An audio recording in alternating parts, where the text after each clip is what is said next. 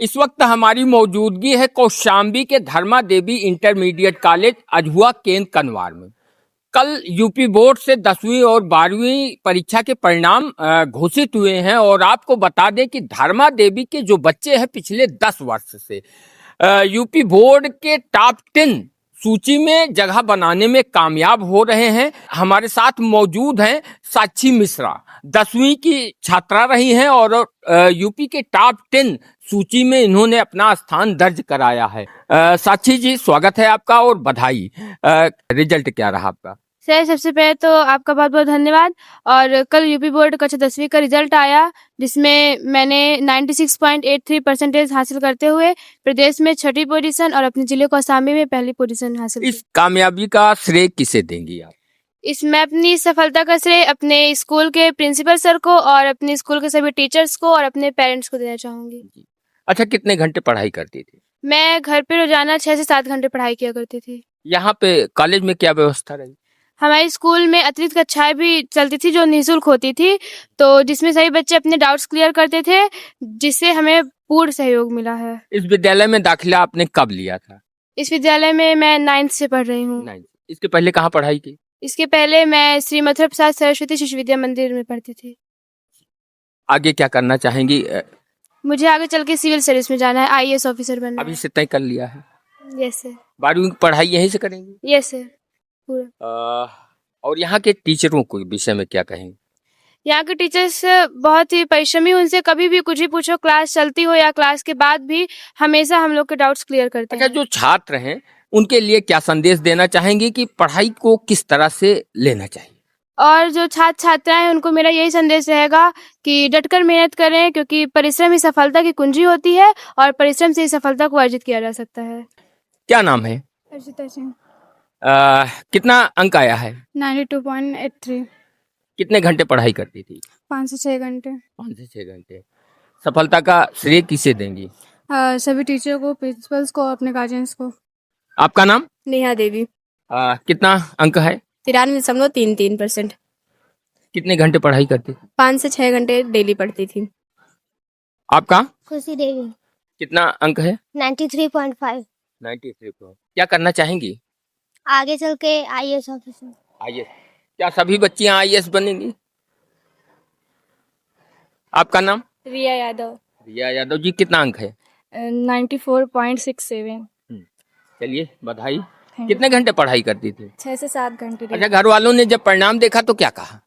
बहुत खुश हुए, मम्मी फोन भी लगाई और बधाई दी और कहा कि निराश न हो, क्योंकि इससे ज्यादा हमें मतलब। अच्छा, इससे ज्यादा उम्मीद कर रही थी? यस सर, इससे ज्यादा तो खुशी नहीं हुई? हुई है, संतुष्ट हैं। उतना ज्यादा नहीं, क्योंकि जब उम्मीद ज्यादा है और कम आए तो निराशा होती है। यस। आगे क्या करेंगी? हम सॉफ्टवेयर इंजीनियर बनना चाहेंगे। चलिए, किसी ने तो अलग सोचा। आपका नाम? अंजलि। कितना अंक आया है? 94.60। कितने घंटे पढ़ाई रही? मैं पहले बात तो मैं अपना एक शेड्यूल फिक्स करती थी कि मुझे कितना पढ़ना है, और मैं उसको डेली कंप्लीट करती थी। कितने घंटे? मैक्सिमम 8 से 10 घंटे। अच्छा, जिला टॉपर इंटर। Yes sir. 12वीं में यस। क्या करना चाहे? मैं आगे चल के इंजीनियरिंग के क्षेत्र में जाऊंगी। तो अभी तैयारी चल रही है। चल रही। अच्छा, घर की पृष्ठभूमि कैसी रही आप? मेरी माँ हाउस वाइफ है और पिता फार्मर है, और मतलब कि मेरे जो मम्मी पापा हैं मेरे पढ़ाई में बहुत सपोर्ट किए हैं। जी। Yes sir. अच्छा, मान लीजिए कि जैसे घर पे हैं और कोई सवाल या कुछ ऐसा सब्जेक्ट में है जो नहीं आता, तो फिर उसका हल कैसे? क्या मम्मी पापा सपोर्ट करते हैं इस मामले में कि केवल वैसे सपोर्ट कर रहे थे? मम्मी पापा तो पढ़े नहीं हैं, लेकिन जो मेरे डाउट्स हुआ करते थे मैं उसको स्कूल में लाती थी और टीचर से पूछती थी और टीचर मुझे बताते थे। चलिए, आपका नाम? मेरा नाम सौरभ कुमार मौर्य है। कितना अंक आया? मैंने 94.67% अंक हाई स्कूल की बोर्ड परीक्षा में अर्जित किया है और जिले में दूसरा स्थान प्राप्त किया है। क्या करना चाहेंगे? मैं JEE की तैयारी करना चाहता हूँ। आगे? आगे यही करना चाहता हूँ। चलिए, आपका नाम? मेरा नाम आर्थिक द्विवेदी है। मैंने हाई स्कूल की परीक्षा में मतलब 93% अंक अर्जित किए हैं और जिले में 5वां स्थान अर्जित किया है। आप? मेरा नाम रुद्र प्रताप। रुद्र। और मैंने कितना अंक? 93%। और आगे मैं यही करना चाहूँगा कि इंजीनियरिंग क्षेत्र में। इंजीनियरिंग। यस रुद्र जी ये बताइए, कुछ खाते होते नहीं थे क्या? यस सर, खाते तो हैं मगर देखिए, मानसिक रूप से जितना फिट होना जरूरी है उतना शारीरिक रूप से भी फिट होना जरूरी है, तो थोड़ा सा बादाम उदाम खाइए, यस क्योंकि आगे कठिन मेहनत है। अब हम बात करना चाहेंगे इस विद्यालय के प्रधानाचार्य राम किरण त्रिपाठी जी से और जानना चाहेंगे कि पिछले 10 वर्षों से धर्मा देवी के जो बच्चे हैं लगातार यूपी बोर्ड में टॉप 10 सूची में स्थान दर्ज कराने में कामयाब हो रहे हैं। सर, ये कामयाबी लगातार जो बनी है, इसके पीछे का कारण? सबसे बड़ा तो शिक्षकों की मेहनत, परिश्रम, लगन, समर्पण और साथ में बच्चों के अंदर प्रतिस्पर्धा की भावना जागृत होना, यही सबसे बड़ा मूल कारण है। अच्छा, क्या कहीं ऐसा तो नहीं होता कि आप आसपास के क्षेत्रों के जो बच्चे हैं, जो टैलेंटेड हैं, उनको अपने स्कूल में एडमिशन दिलाते हैं और फिर वो टॉप 10 में स्थान बनाते हैं? नहीं, सभी तरह के बच्चे रहते हैं, अच्छे बच्चे भी रहते हैं। तो हम लोगों का टारगेट होता है कि आपके अंदर अगर जज्बा है तो उस जज्बे को निखार कर और उसे टॉपर बना देना।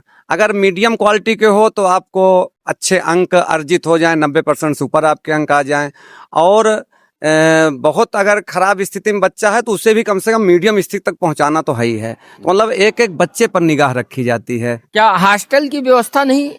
नहीं, हॉस्टल की व्यवस्था भी यहाँ नहीं है, क्योंकि जिस तरह से ये ग्रामीण क्षेत्र में विद्यालय है और कौशाम्बी के तमाम ऐसे बच्चे और अभिभावक होंगे जो धर्मा देवी में अपने बच्चे का नाम लिखाना चाहते हैं, लेकिन दूरी की वजह से संभव नहीं हो पा रहा।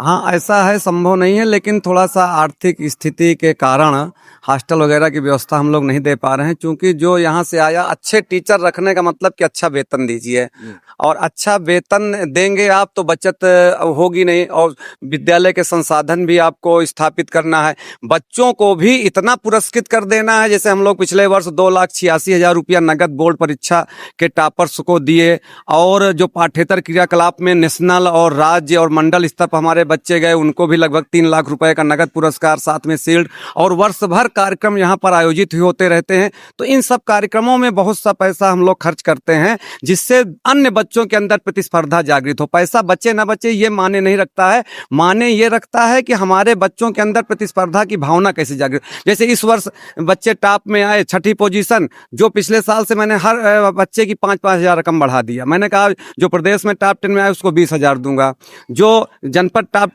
टॉपर है उसको 15,000 दिया जाएगा। जो बच्चा जनपद के टॉप 10 में हमारे जो है 9 बच्चे हाई स्कूल में है, 5 बालिकाएं 4 बालक, और इंटरमीडिएट टॉप 10 में हमारे जो है 4 बालिकाओं में 3 बालिकाएं हैं, 1 बालक है। तो इनको सबके लिए मैंने कहा कि आप लोगों को 10,000 रुपए पुरस्कार दिया जाएगा। शेष 90% ऊपर जितने हैं सबको 5-5 हजार, फिर 85% ऊपर जितने हैं सबको 1-1 हजार रुपया। तो मतलब ऐसे जो है बच्चों का मतलब अन्य मतलब ये नहीं है कि आप टॉप 10 में नहीं आए तो आपका कोई सम्मान नहीं है। आप नीचे भी हो, प्रतिस्पर्धा जागृत करो, टॉप 10 में ना हो लेकिन आपके अंदर प्रतिस्पर्धा पढ़ने की जागृत हो, हम आपको सम्मानित करेंगे। आप अपने बच्चों में ऐसा क्या सपना है आपका जो अभी तक पूरा नहीं हो पाया, इस विद्यालय के छात्र नहीं कर पाए हैं? सपना तो इसी वर्ष था कि कम से कम प्रदेश के टॉप 10 में, जैसे पिछले साल हम लोग इंटरमीडिएट में अनुष्का सिंह लड़की थी, 2रा पोजीशन लाई, हम लोगों को गौरवान्वित किया।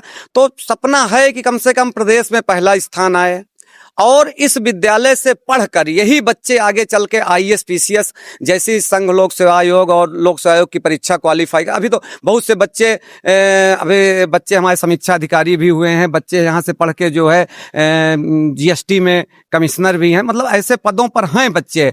लेकिन अभी हमको और आगे हमारे बच्चों को जाना है, नीट करके MBBS भी एक लड़की हुई है, लेकिन अभी सपना ये है कि कोई DM बन जाए जी। अच्छा, कैसा महसूस होता है लगातार पिछले 10 सालों से आपके बच्चे अच्छा कर रहे हैं? नहीं, महसूस तो अच्छा होता है, लेकिन चिंता भी उतनी ज्यादा जागृत हो जाती है और बढ़ जाती है कि मतलब आप अगर ऊंचाई पर पहुंचे हैं, सबसे बड़ी चीज होता है कि ऊंचाई को बरकरार कैसे रखा जाए। उस ऊंचाई पर आप पहुंच गए। क्योंकि देखिए, कौशाम्बी के अंदर मुझे तो सबसे बड़ा सुखी इस बात का सुख मिलता है और मैं बड़ा प्रसन्न रहता हूं, कम से कम कौशाम्बी जैसे जनपद में हमने शिक्षा के क्षेत्र में प्रतिस्पर्धा जागृत कर दिया। अब अन्य विद्यालय भी एक प्रतिस्पर्धा के भाव में देखते हैं तो हमें और जागरूक होना पड़ता है और हम और जागरूक होते हैं तो कम से कम ग्रामीण क्षेत्र के बच्चे उस प्रतिस्पर्धा के कारण उसका लाभ उठाते हैं, जिसके कारण हम लोग जैसे निःशुल्क कोचिंग चालू करते हैं। बच्चों से कोई धन नहीं है लेकिन निःशुल्क कोचिंग चलाए, बच्चे टीचर्स को हम 4,000-5,000 रुपया एक क्लास का 45 मिनट का दिए तो टीचर्स का भी मनोबल बढ़ा, साथ में जो है बच्चों के सारे डाउट दूर हुए। तो मतलब कुछ नया करने का प्रयास हम लोग करते रहते हैं जिससे कि बच्चों का के अभिभावक का कोई पैसा अलग से न खर्चा हो और विद्यालय उन्नति की ओर जाए। बातचीत करने के लिए धन्यवाद। आप लोग क्या सोचते हैं अपनी राय कमेंट बॉक्स में कमेंट कर जरूर बताएं।